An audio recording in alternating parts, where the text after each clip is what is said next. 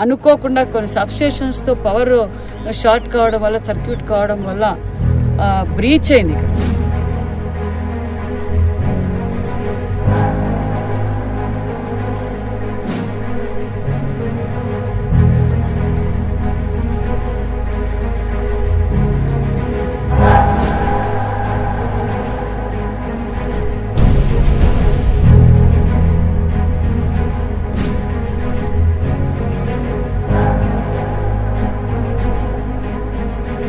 Immediate గా అధికారులకు inform చేయడమే, ఇమ్మీడియట్ గా వచ్చుతాం. అధికారులు కూడా ఆ రోజే దీని బ్రీచ్ ను కూడా పూర్తి చేసి మళ్ళీ కాలంలో నీళ్లు కూడా వెళ్తున్నాయి. అంటే బాధ్యత కలిగిన ప్రభుత్వం ఎన్డీఏ ప్రభుత్వం అనే విషయాన్ని కూడా మీకు తెలియజేస్తున్నాం.